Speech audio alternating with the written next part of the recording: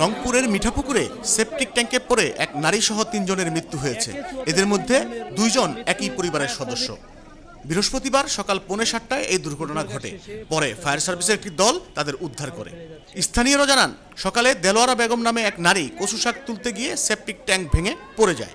এ সময় তাকে উদ্ধার করতে গিয়ে ছেলে ইদা মিয়া ও প্রতিবেশী ইবনুল মিয়াও ট্যাঙ্কে পড়ে যায়। আমি এপাশে রাস্তা দিয়ে যাচ্ছি, যাওয়ার পথে দেখি সিগড়ি এখানে। তারপরে আগে গেলাম, যা দেখি 3 জন বলে ওখানে ঢুকে গেছে। ঢুকে যায় ওখানে 3 জনে মারা গেছে। পরে ফায়ার সার্ভিসকে খবর দেওয়া হলে রংপুর ও মিঠাপুকুর উপজেলার 2টি ইউনিট 1 ঘন্টার চেষ্টায় 3 জনের মরদেহ উদ্ধার করে। রাস্তা যাওয়ার পথে দেখি লোকের অনেক সমাগম। ওনার নাম হচ্ছে ঈদে ভাই। তো ঈদে ভাইয়ের মা নাকি আগে কদুর পাতা উড়াইতে গেছিল। তো উড়াইতে যা দেখে ওখানে ভিজা, তো পা পিছলি শুয়েতে পড়ে গেছে। তার ছেলে আর সহ্য করতে না পারি শুয়েতে নামছে উদ্ধার করার জন্য, সেও পারে নাই। পাশের বাড়ির এক ইবনুল চাচা, উনিও উদ্ধার করার জন্য গেল, যা পারলো না, উনিও এক 3 জনেই মৃত্যু।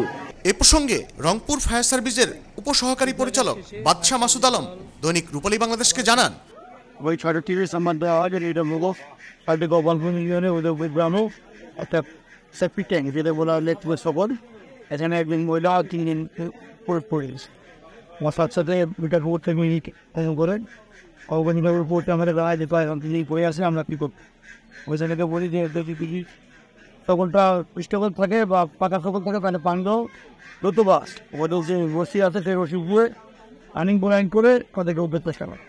আবার সেই কথা অনুযায়ী তারা রানিং বোলাইন করে লাঠি দিয়ে নামায় গিয়ে রানিং বোলাইন গুলির মাধ্যমে তাদেরকে উদ্ধার করা হয়। একে 3 উদ্ধার করে নেয়।